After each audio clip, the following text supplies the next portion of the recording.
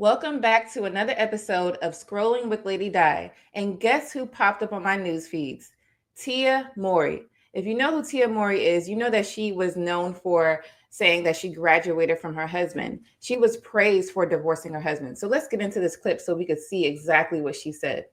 Friend, she sent this beautiful letter to me from a woman who got a divorce. And it's all about, this perspective, in my opinion, and just changing the narrative.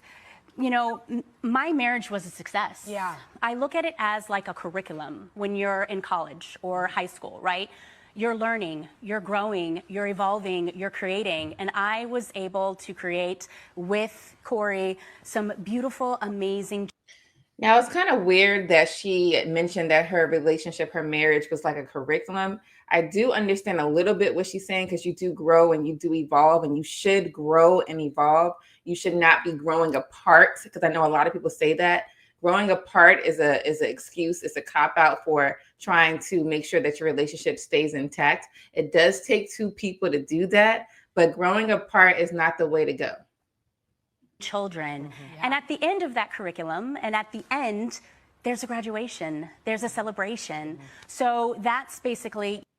So a graduation, aka celebration, there's nothing to celebrate about a divorce. It's a failure. So she wants to say that instead of saying failure, she wants to use the word graduation, which is another cop out. That's a way for her to feel like it's okay to be divorced. It's okay to say, yeah, I want to give up.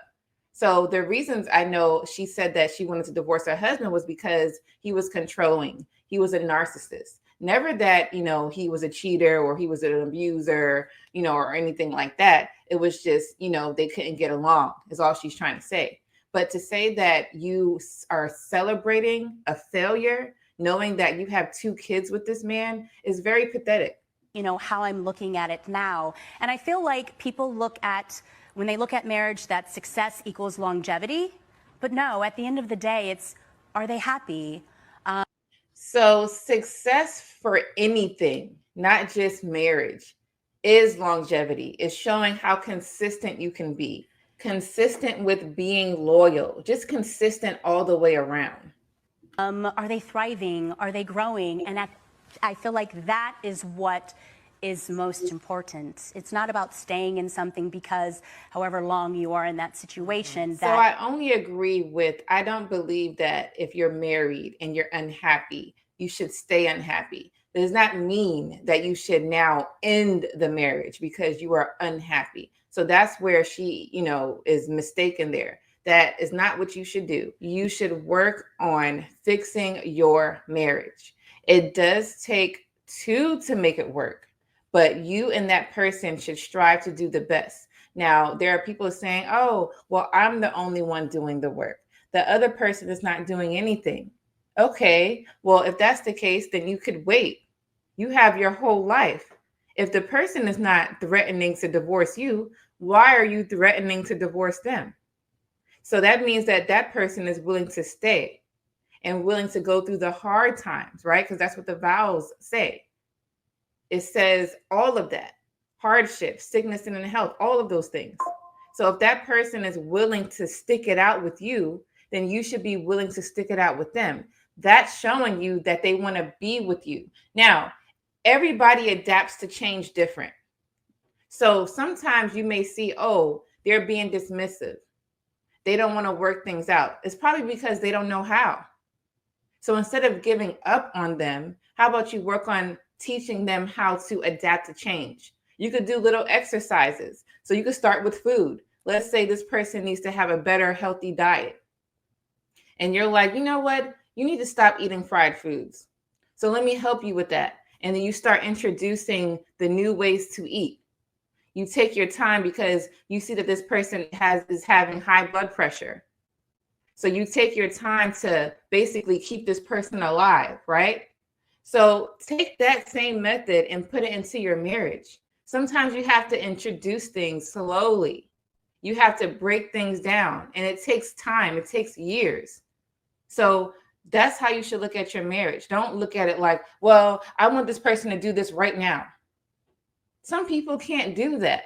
And it could be based off how they was raised. It could be just, their normal day life. They don't do that on an everyday basis. So it is very hard for people to change. And I think that we should all consider that when it comes to being with somebody. The real question is, did Tia Mowry get back with her husband? I know we've seen some photos and some clips of them celebrating holidays together and co-parenting. Planning Cairo's birthday party has brought up a lot of emotions.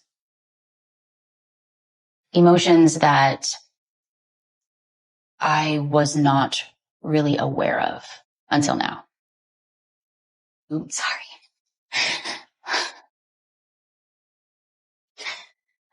It reminds me of what was. And I think the thing is that I want to keep the traditions going. I don't want to take them away from the kids. Because at the end of the day, we still are family, but the family dynamic just looks new now. The co-parenting side of it and trying to make sure that you both are still in the same lane of raising your children to the best of your ability. How has it been adapting to that and continuing to do such a good job as y'all are? Everything is about the kids, their well-being, their future, and just co-parenting, you know what I'm saying? And keeping it still a family and keeping it love-based, still keeping God first at the center of everything and just walking with love, man. That's all it's about. I wish her the best with everything. And that's unconditional for me.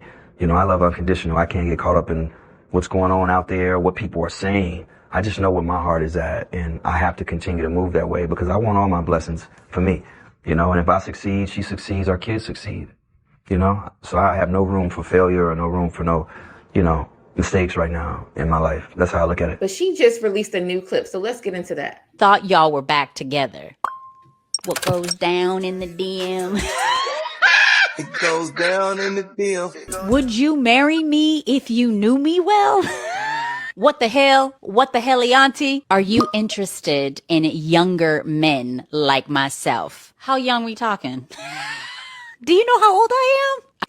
So she made this clip, it's just to be funny. I think she does have a cool, funny personality, but she's getting a lot of feedback and a lot of commentary about her life because she just puts her life out there. So everybody wants to know, did you and Cory get back together? So in this video, she's going to address that.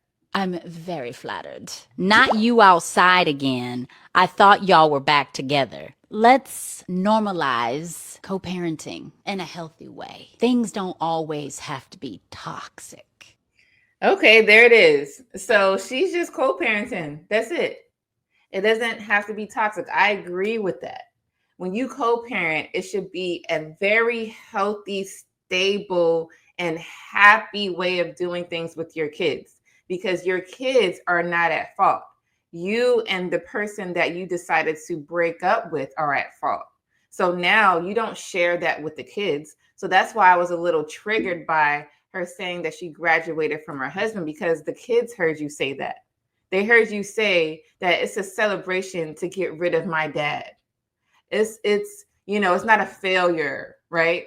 That's not what you show to your kids. But now, she's trying to have a healthy co-parenting situation, which that is amazing. Her kids are getting older, and I believe that's the first step into starting something. Now, I don't think that her and Cory should get back together, only because she already divorced him, so the damage is done. His trauma has already happened. She humiliated this man. Humiliated to the point where eventually he was quiet, and then he was like, you know what? Let me speak up. So his first statement was saying, I did not cheat on you, right? Because that's one of the things that people divorce for, because there was, allegations saying that he had cheated on her. But he was like, no, I did not cheat on you. And then, he had these awkward, captures of him dating and all this stuff. If you're going to get a divorce, then let that be private. Everybody does not have to know. For example, let's talk about Beyonce and Jay-Z.